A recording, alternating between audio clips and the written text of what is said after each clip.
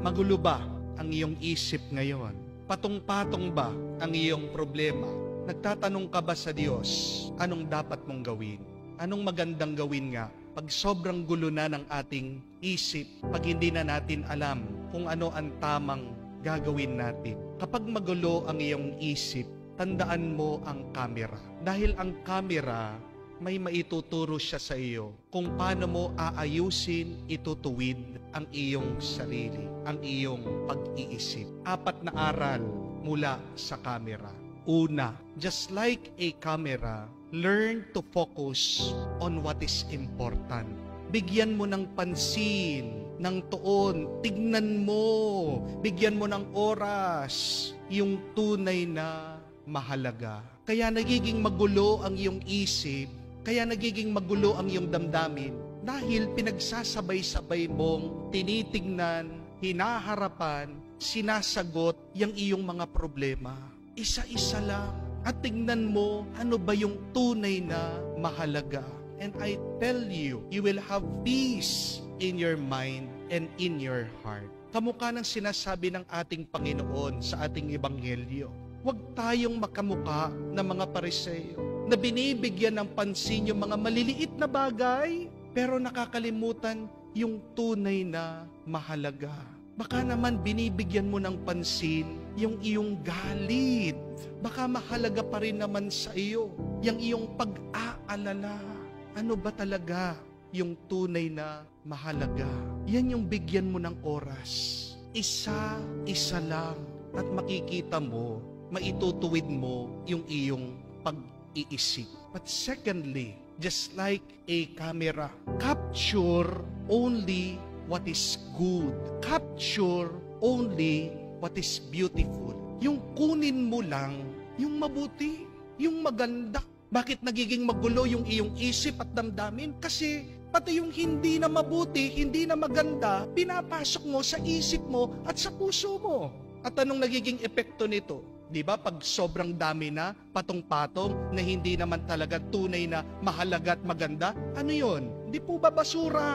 Napupuno ka ng basura because you capture and get what is not important and what is ugly and not good. Kahit naman ang ating Panginoon, hindi po ba sinasabi niya sa atin, makinig ka sa mga Pariseo. Kahit na hindi nila ginagawa yung kanilang tinuturo, may mabuti pa rin silang sinasabi. Ibig sabihin, take only what is good. And when you capture what is good, you will feel good. Amen? Pag ang kinuha mo, binigyan mo ng pansin, mabuti, magiging mabuti din ang karanasan mo. Pangatlo, like a camera, learn to develop in the dark. Di po ba, para makita mo yung mga larawan, saan po piniprint yan? Doon sa tinatawag nilang dark room, doon sa madilim. Tingnan niyo po yun, ang ganda ng arat, na kahit na ang kadiliman ng buhay, may naitutulong sa atin. Oo, maganda yung liwanag, pero yung sobrang liwanag, hindi rin po nakakatulong sa atin. Di po ba? Pag in-expose mo yung film sa liwanag, anong mangyayari? Masisira yung picture, yung larawan.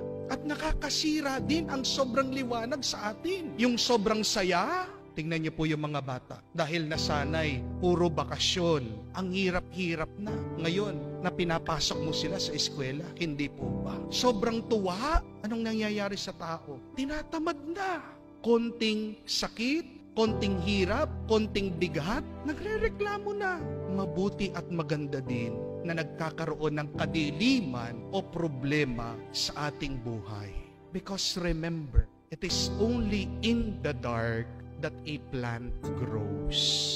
Sa kadiliman, sa hindi natin nakikita, dito umuusbong, dito lumalaki, dito lumalago ang isang halaman. At ganyan din po sa atin. Kung dumadaan ka ngayon sa kadiliman, remain in that darkness. Embrace your problem. Why? Because God gave you that darkness to grow, to develop, to become strong, para maging mas mabuti ang iyong pagkatao. Pang-apat at kahuli-hulihan, kung hindi mo nakuha yung gusto mo, always take another shot. Kamukha po sa camera. Di ba lahat naman, pag kumukuha tayo ng larawan, pag kumukuha tayo ng picture, minsan blurred, minsan tabingi, minsan hindi nakasmile. Ano sasabihin mo? Oo, isa pa. At ganyan din po sa buhay. Huwag kang mag-alala. Kahit na nasasaktan ka ngayon, kahit na sabihin mo sa akin, Father, bigo ako. Father, sunod-sunod yung mga problema, yung mga sakit, pagsubok sa buhay. Father, wala pa akong tagumpay sa buhay. Huwag kang mag-alala. Kung buhay ka pa, anong ibig sabihin? Binibigyan ka pa ng isang pagkakataon ng Diyos. Take another shot. Sumubok ka ulit.